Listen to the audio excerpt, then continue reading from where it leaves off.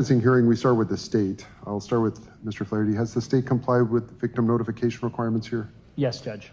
Okay. And I'll go next to Mr. Johnson. Mr. Johnson, is the defense ready to proceed today? Yes, thank you. Okay. And Mr. Johnson Carson, I have to ask you directly, sir, are you ready to proceed with the sentencing hearing today? Yes, sir, I am. Okay. All right, so we'll start with the state. Mr. Flaherty? Thank you, Judge. As you know, Mr. Johnson Carson entered a guilty plea to the amended charge of misdemeanor battery back on March 30th of 2025. We're here for sentencing today. Before I begin with my comments, I'd like to invite Mr. Mitchell's wife to the prosecutor's table to provide her comments. Okay.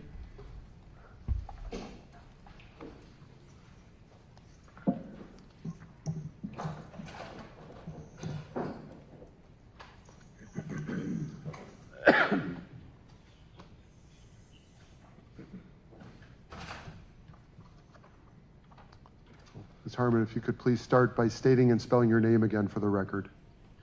My name is Deasia Harmon, D-E-A-S-I-A-H-A-R-M-O-N. Thank you, Ms. Harmon. Go ahead.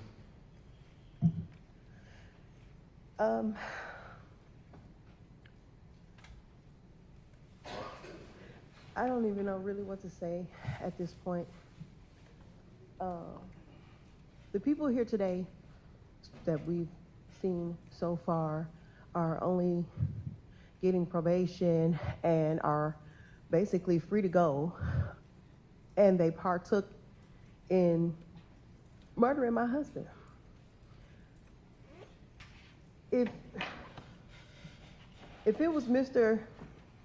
Johnson Carson whose life was taken that day, his family would want justice. His family would want more. His family would want the people who partook in those actions that day to get more than just a slap on the wrist. It is disheartening and it's disappointing that basically everyone here today is getting away with murder. That doesn't make any sense to me. I don't believe that it's fair. I do believe that it's unjust. Everyone knew what they were doing. No one stopped. No one stopped as he begged for his life, as they sat on him and pressed down on my husband for 15 minutes. For 15 minutes, all of this commotion is going on. All of these people are partaking in actions to where now my husband is no longer alive. My children do not have their father. I don't have my best friend. If it was Mr. Johnson Carson laying there on the ground, beaten with his ribs broken, his head bust, his family would want more. I want more. It's just not fair. Thank you. All right, ma'am. Thank you for your statements.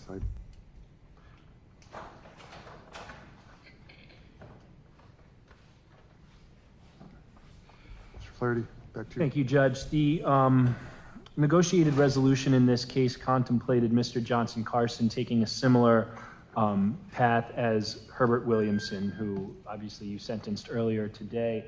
Mr. Johnson Carson agreed to testify against the co-actors should any of them had decided to take their case to trial. And in exchange for that, the state agreed to recommend probation as a sentence here.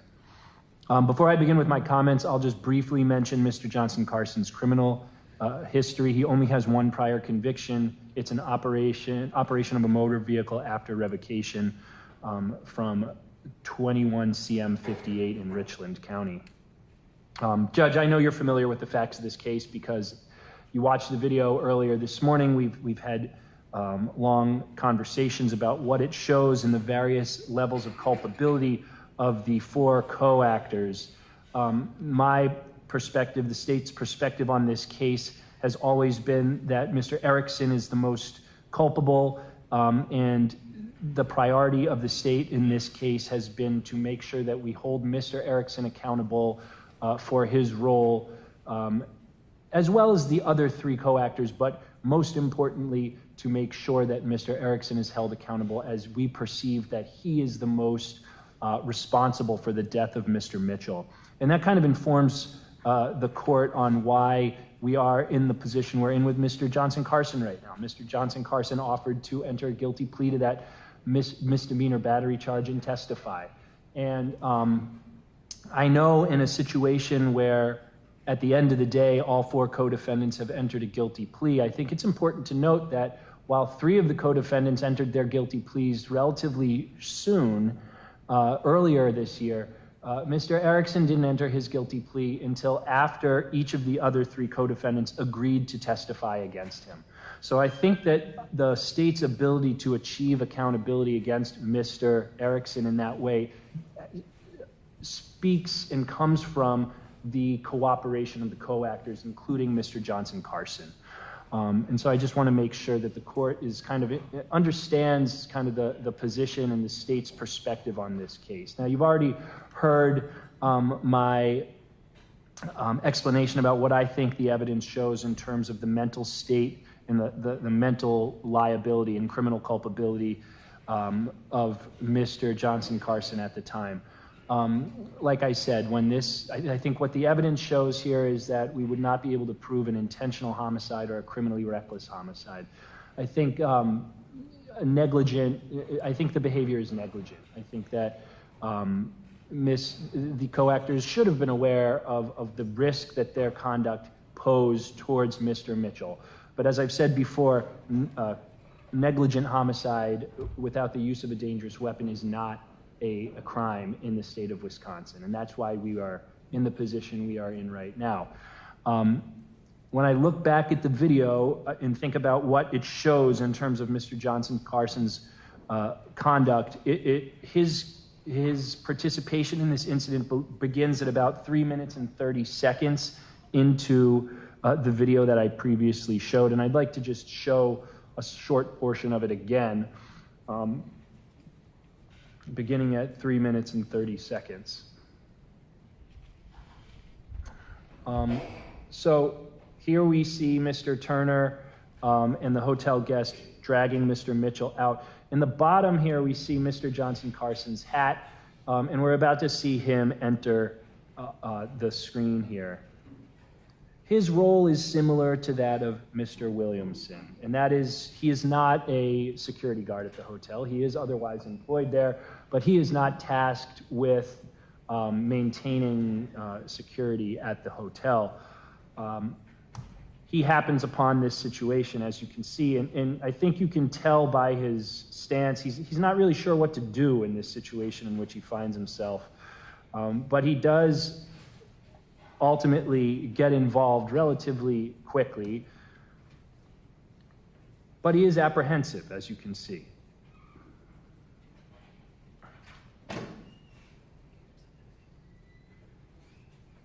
I think if we compare Mr. Johnson Carson's conduct to that of Mr. Williamson, Mr. Johnson Carson is a bit more aggressive with Mr. Mitchell than Mr. Williamson is at first. Here we see Mr. Johnson Carson grabs him and ultimately throws him to the ground. And here you're going to see,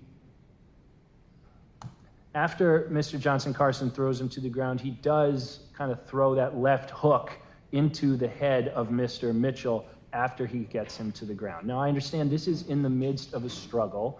And as I kind of stated during Mr. Turner's sentencing hearing, there's some amount of force that is allowed to be used to kind of remove Mr. Mitchell from the hotel. I think that in what I'm seeing, I see an excess of force here.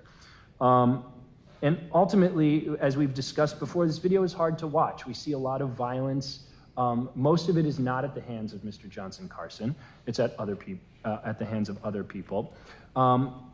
But ultimately, what kills Mr. Mitchell is that restraint asphyxia, that prevention of Mr. Mitchell from rolling from his stomach back onto his side or back. And Mr. Johnson Carson is a contributing factor to that. Now, as we continue to play the video, we're going to see that Mr. Erickson and Mr. Turner are the most involved in the beating of Mr. Mitchell here, while Mr. Johnson Carson kind of takes a step back. And I think that's an important fact, and that's one of the important facts and considerations that the state considered when evaluating this case, right? We don't see Mr. Johnson Carson gratuitously attacking Mr. Mitchell the way we see of some of the co-actors here.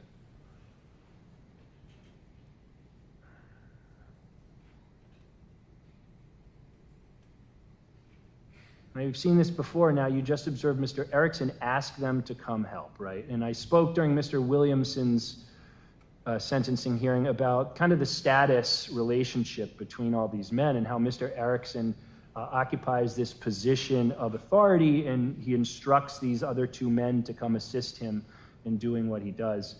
And what you just saw is Mr.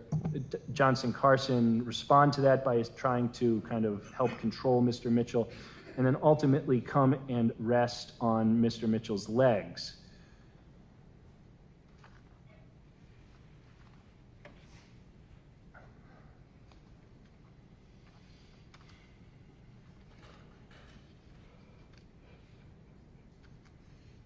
And Judge, that's kind of the position that Mr. Johnson Carson remains in for the remainder of this video, the next 9 minutes. I'm not going to play all of it for you because for the most part, Mr. Johnson Carson stays still and essentially just holds Mr.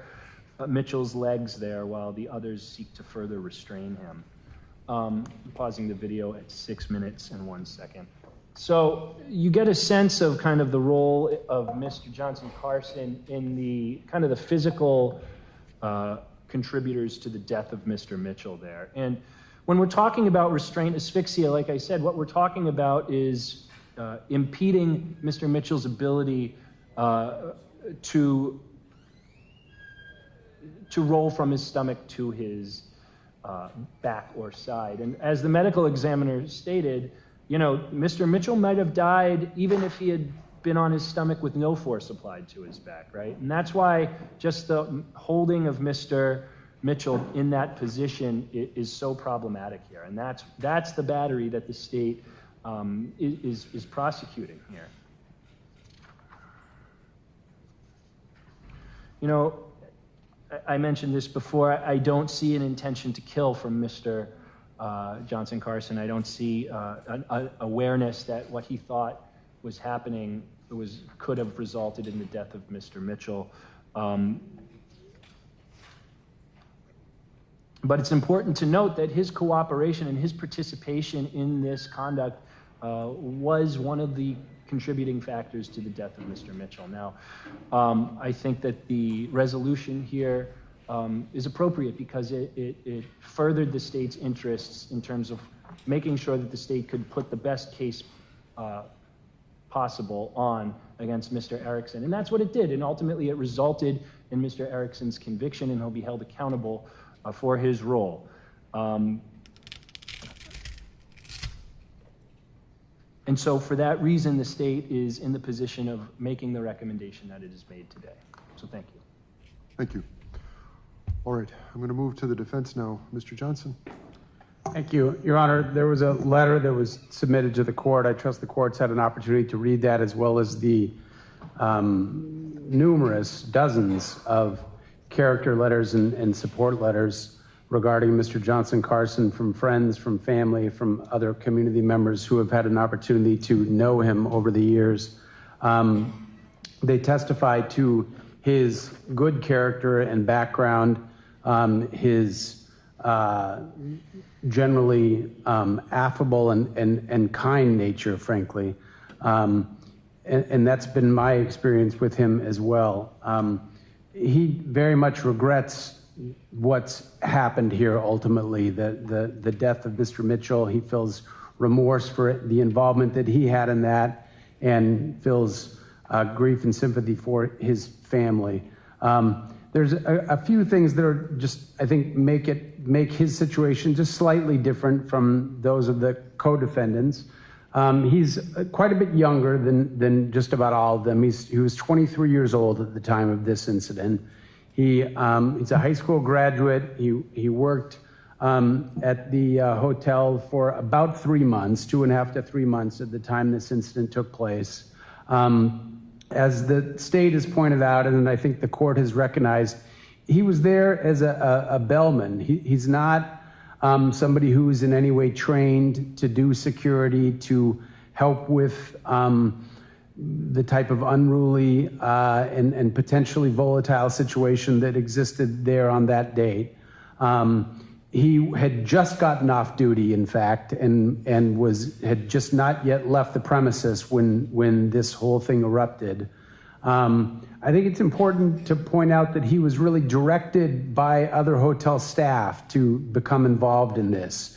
Teresa Ball is his immediate supervisor. She was the person, I don't know if the court's seen the news clips. This was not on the clips that were shown here, but there's a female at one point who has like a broomstick and hits Mr. Mitchell with it a couple of times. That's Ms. Ball. She also assisted in trying to get him removed from the hotel where he was causing a big scene and a big ruckus. And there were numerous other people who were involved in that, and Ms. Ball was one of them. And she instructed Mr. Johnson Carson to help them do that, to help them get Mr. Mitchell out. And that's why he became involved at all with the physical removal of Mr. Mitchell from the hotel. And then he does admit that he hit him one time during that scuffle. And then again later, and the court can see this, and I think the state has seen this, and I've discussed this with the state, the fact that he disengaged at numerous times during the incident. He sort of would become involved and then sort of back up and go sort of stand to the side and just kind of watch what was going on. And he indicates that Mr. Erickson was the person who told him to hold Mr. Mitchell's legs because, again, this was an ongoing, and from the perspective of the people involved from the hotel, a volatile situation in which they had to restrain Mr. Mitchell. So the only contact that he had at that point when he was being held down is he's down towards his legs, holding onto his legs. At one point he gets up and then he's directed to do that again. So that was his involvement. He very much is remorseful for the fact that Mr. Mitchell ended up losing his life as a result of this situation. He feels horribly for the family. He understands their grief, and he recognizes that. He does have a good future ahead of him. He's somebody who's got strong family support. He's somebody who's got a good work history. He's back working now. He works in a group home, but he's very interested in pursuing a culinary career and intends to meet with an advisor at MATC later this month and hopes to enroll there to pursue training in the culinary field. He's 24 years old now. He's got, like I said, strong family background, very limited prior record. He's generally been a law-abiding, pro-family, pro-social, pro-community person as he's grown up. He accepts responsibility for his actions here. He regrets his involvement here. I think the court can be assured that the entire process of being arrested, being held in jail for a number of days, being released on bond, the attendant publicity that has come with this, all these things will serve as a deterrent for Mr. Johnson Carson to ever become involved in criminal activity again. And I think it's important to understand that it was never his intent to become involved with criminal activity on that day. He, along with, I think, everybody involved here, never really, thought of this as a situation where we're going to intentionally try to hurt somebody. They were reacting to a mental health crisis exacerbated by AODA issues that was getting out of hand at the hotel, and they did what they did in reaction to that.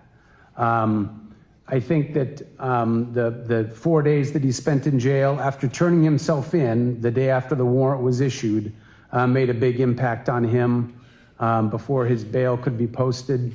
I think that certainly reinforced the message, if it needed reinforcement, that he should not involve himself in criminal activity again in the future. He was cooperative from the beginning. He made a statement to the police. He indicated to the state through counsel that he was willing to testify at any trial that went on. He was always willing to tell the truth from what he saw, from what he observed, from what he experienced. And he would have done that, you know, from the witness stand if that's what the state asked him to do. I think it's helpful to recognize that he was cooperative and would have done that if called upon to do so. I don't think he's likely to be involved in criminal activity in the future. I think he does meet the requirements, certainly age-wise and everything else for a 973.015 special disposition. I'd ask the court to consider that. I think his future is bright. I think he wants to express his condolences and remorse and get his life back moving in the direction that it was moving at the time of this very unfortunate and tragic incident. Thank you. Thank you, Mr. Johnson. All right. Mr. Johnson Carson, this is your chance to speak. Whatever you want to say, sir. Good afternoon, everyone. To those who may not know, my name is Devin Johnson Carson. I want to begin by giving my deepest and my most sincere condolences to the family of the departed. This tragedy is an incident of something that could have never been foreseen to take place in my life or imagined. I'm not a vengeful man, nor have I ever harbored hate in my heart for any person, I haven't harbored hate for anyone in my life, and I never will. It's so unfortunate that these are the circumstances in which we have crossed paths, in which I have crossed paths with many of you. Nothing brings a pure or more natural feeling of joy to my heart than serving others, being there for others, and sharing my heart with others. I'm sorry. This is why throughout my life, my success has lived in the realms of serving others, such as group home work, assisted living work, and even being part of a family business, bar and grill, which I had discovered and re-sparked my love for kitchen and service work for the community. It's why I had taken the necessary steps, as counsel or my attorney Johnson has said, to go back to culinary this year. It was a plan I had set for myself 2 years ago to bring myself on track and give myself a limit to take that goal and run with it. But I do want to emphasize more than anything, more than whatever message that I could speak from, that I do hold a deep, deep, deep sense of regret and remorse for this tragedy and for the situation. Thank you. All right, thank you, sir. All right, those are all the speakers for this particular case. Thank you, everyone. I'm going to take a moment. I'll explain the sentence in just a moment.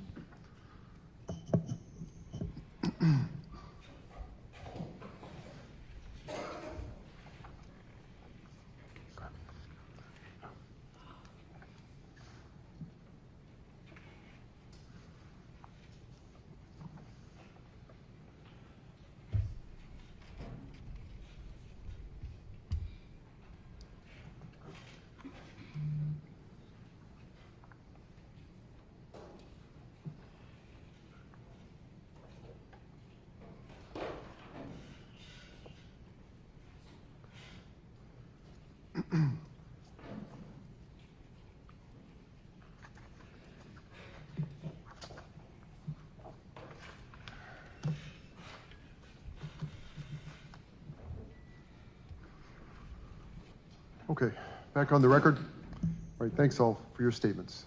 Again, this is still a very difficult day for everyone. I appreciate your patience as we work through these hearings. With any sentence, the court has to order the mandatory parts of the sentence first, and I'll start with that. Here we're talking about a single count of misdemeanor battery, and with that type of offense, Mr. Johnson Carson, you are required to provide a DNA sample to the state crime lab and to pay a DNA surcharge for this one count. You are advised that if this conviction is reversed, set aside, or vacated, you may qualify to have that DNA sample data expunged if you meet other conditions under statute. Now, in terms of the sentence, when the court determines a sentence, we look at certain factors, and these are determined by our statutes and case law. We start with the gravity of the offense. And here we have a terrible offense overall. This was an offense where Mr.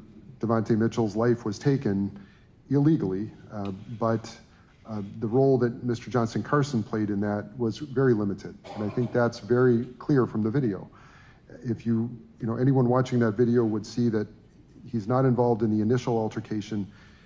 He becomes involved, it appears, and while there's not sound, Mr.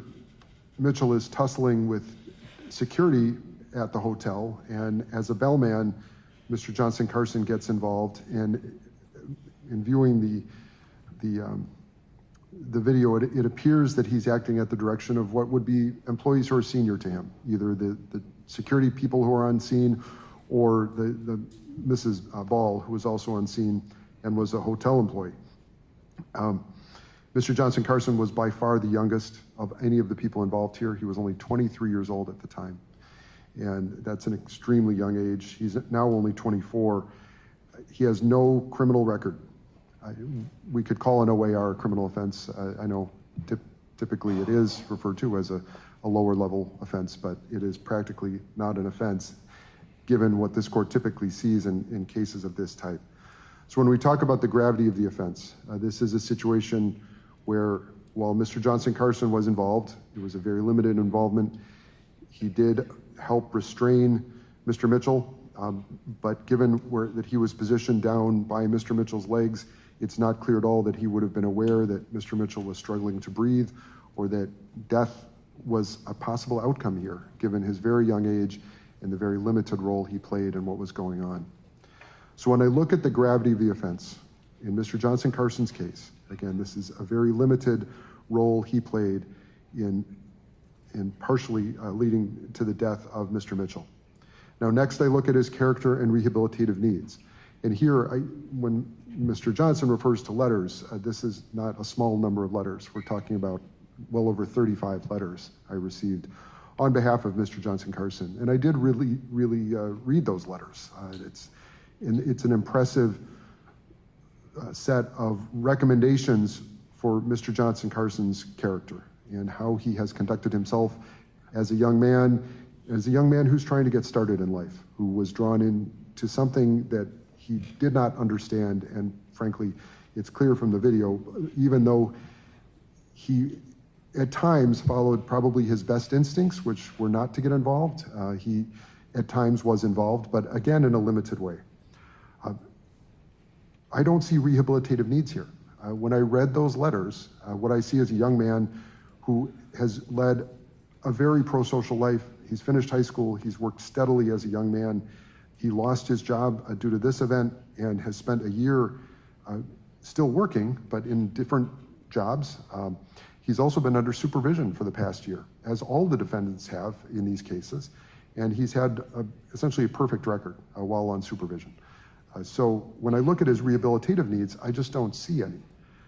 When I next look at the need to protect the public, there is nothing in this record that indicates that Mr. Johnson Carson is a danger to the public.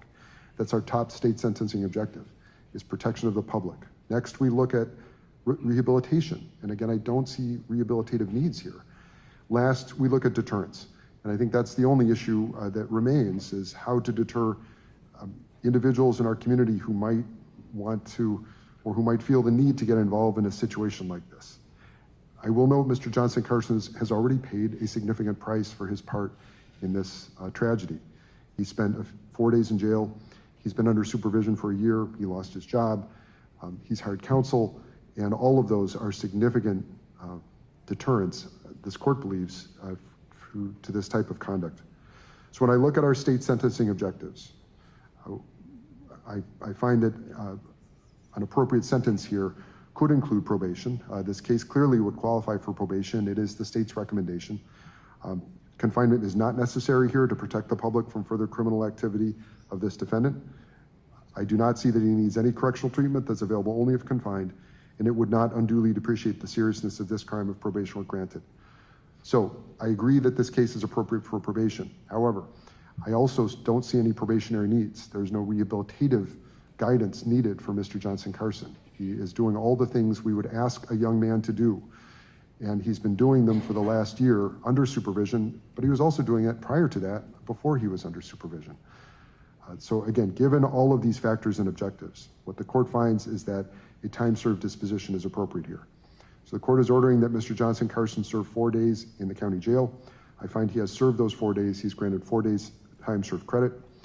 The court is not ordering any restitution in this case. There is no claim. The court is also not ordering any fines. The court waives all waivable costs. The court does order, though, that Mr. Johnson Carson pay all mandatory costs, surcharges, and assessments. He's ordered to pay those within 1 year of today's date. Any monetary amounts that remain unpaid when the sentence is completed are ordered reduced to a judgment against Mr. Johnson Carson for any unpaid balance, and collection can then proceed as provided by statute. Now, the defense also raised a section 973.015 disposition. We also call that expungement. That is a possibility given Mr. Johnson Carson's age. Because he was under the age of 25 at the time this offense was committed, he is eligible for expungement if the court finds that it's appropriate. And when the court addresses expungement, we look at 2 factors. First, would it benefit the defendant to obtain expungement of this record in any way? And here, it clearly would benefit Mr. Johnson Carson. He has no criminal record to speak of, and this would be his only conviction. So he satisfies that first factor. Our second factor is, would it benefit society and the public if Mr. Johnson Carson were to obtain expungement? And having read through all those letters and having heard from Mr. Johnson Carson in court and being familiar with the case, I find that it would benefit our society for Mr. Johnson Carson to be able to fully participate as a citizen in all of the things that citizens can participate in. This case was a case of a very bad judgment exercised by a very young man under terrible circumstances that he could not have planned for, where he was clearly under the influence of much older individuals who were setting the tone for that situation. And so, given all of these factors, I find it would benefit society for Mr. Johnson Carson to obtain an expungement here. So the court is granting expungement, provided Mr. Johnson Carson complies with the terms of this order and completes payment of all amounts required within this 1 year time frame. But sir, you do have the right to appeal. Any notice of intent to pursue post-conviction relief must be filed with the clerk of this court within 20 days of sentencing.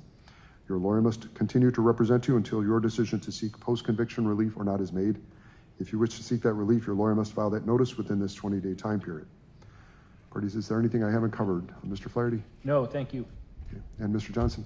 No, thank you. All right. Well, thank you, everyone. That concludes our 3rd sentencing hearing today. We'll be proceeding at about 3 o'clock with the last hearing for the day. We're on break until then. Court is adjourned.